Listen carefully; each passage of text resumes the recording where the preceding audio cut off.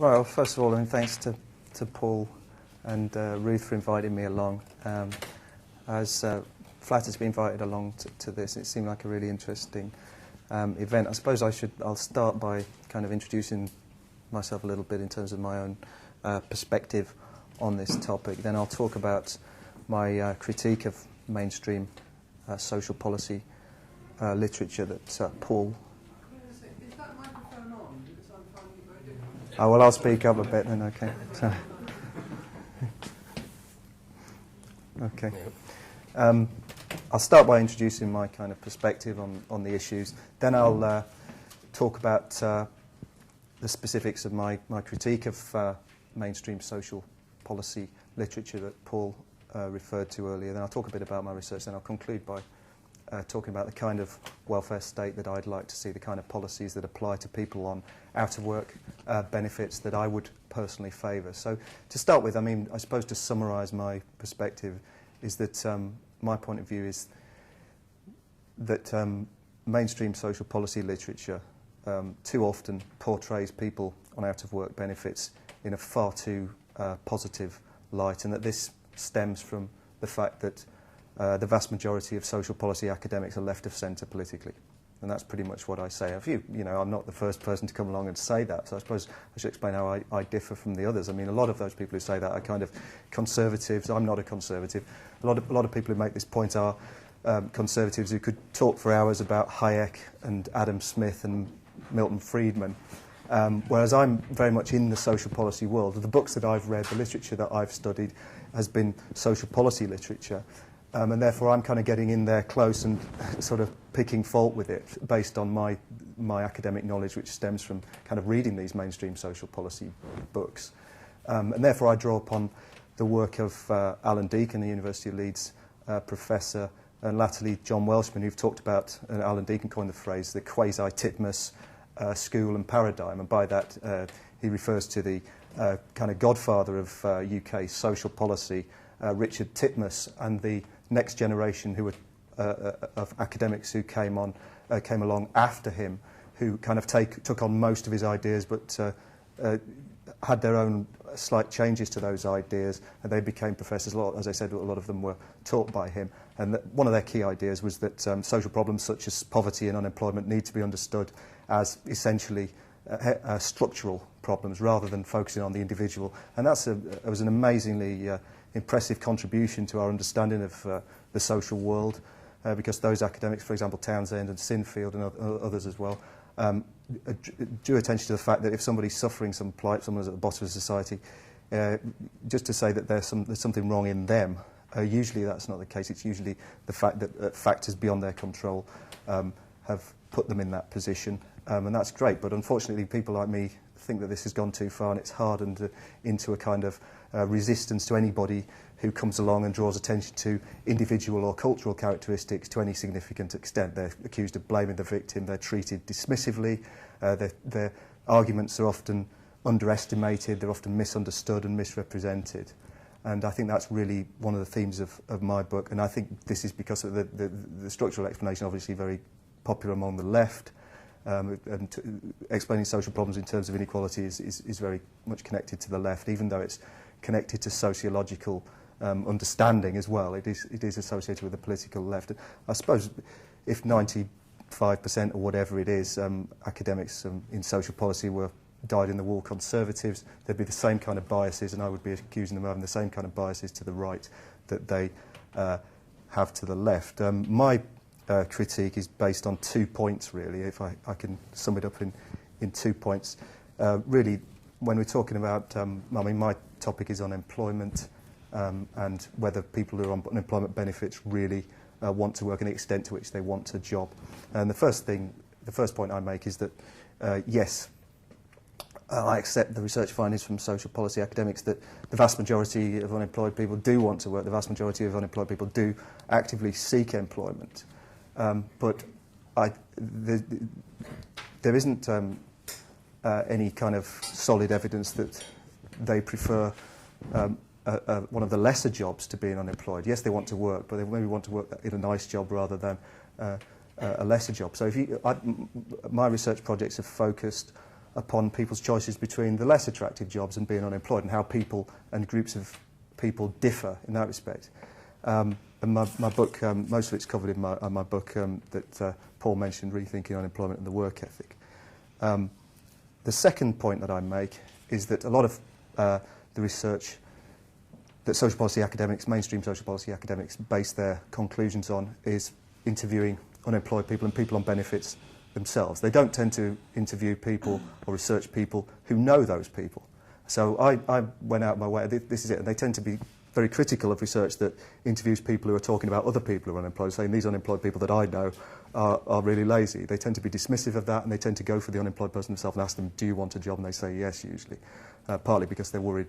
Possibly they're worried that that professor who's asking them a question might ring up the dole office and they'll have the benefits completely removed at a time in their life when they can little afford to have their benefits removed. So one of my projects interviewed people who were actually in daily contact with people on long-term benefits because they work for welfare-to-work organisations.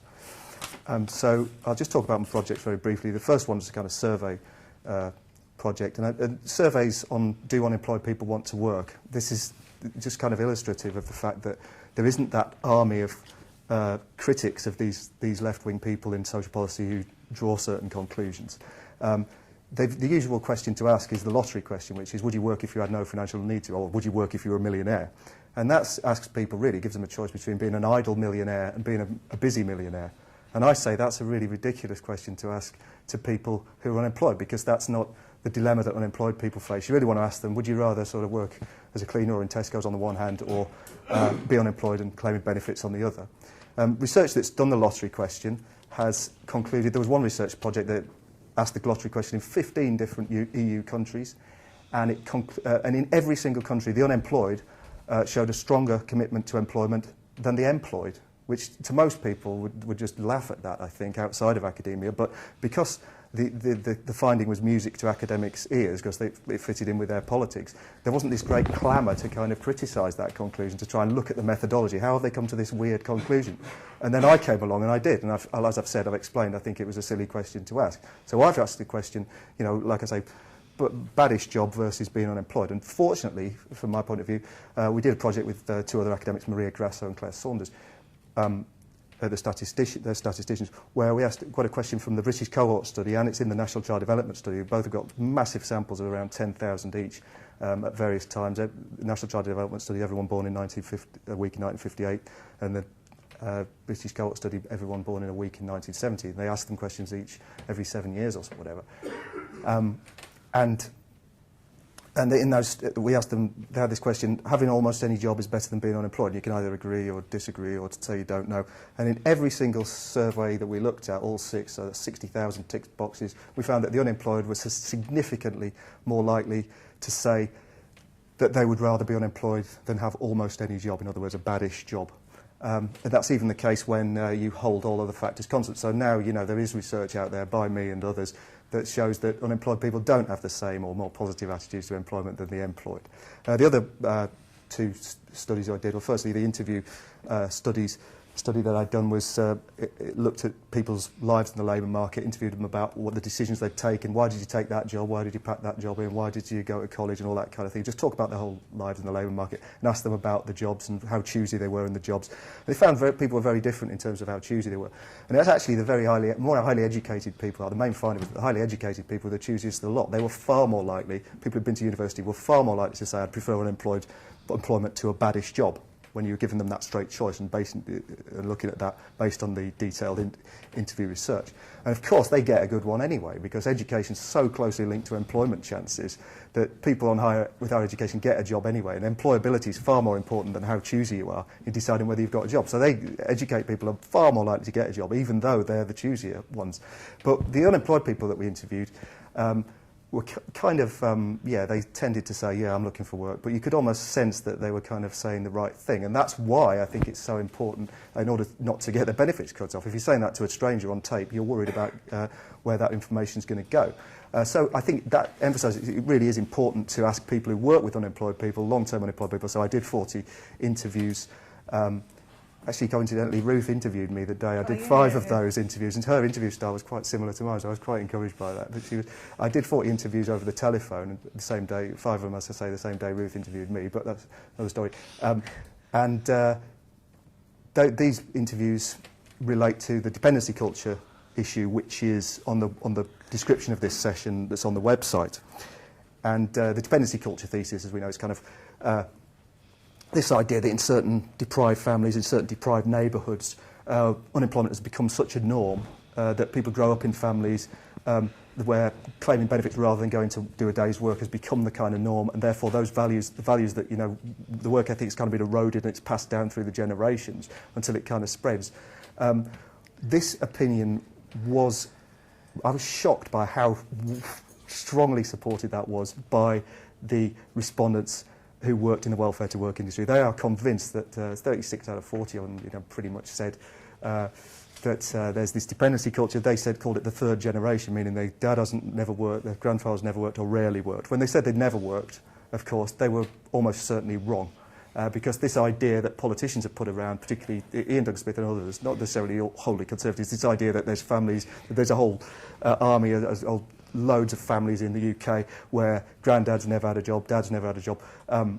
The son or the daughter, who's an adult daughter, 3 adult generations, have never worked in their lives, has been pretty much discredited by the work of Paul Gregg and others, and Tracy Children, Robert MacDonald and others, where they've gone out to find these people, and they've come back unsuccessful or successful, because I think they probably didn't want to find those people, because they wanted to prove themselves right that these people didn't exist.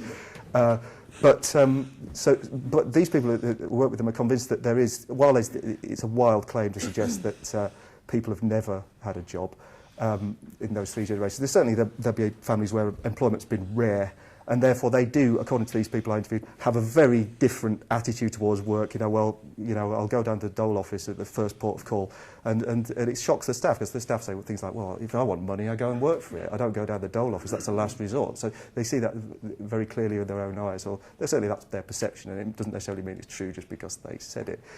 And so that's it. So my conclusions, of course, from all of this stuff is that the problem of voluntary unemployment, the problem of needing to give people a nudge to get back into employment and maybe not give them such generous benefits, is greater than the average kind of social policy academic would say. So while I realise people don't want to be unemployed really.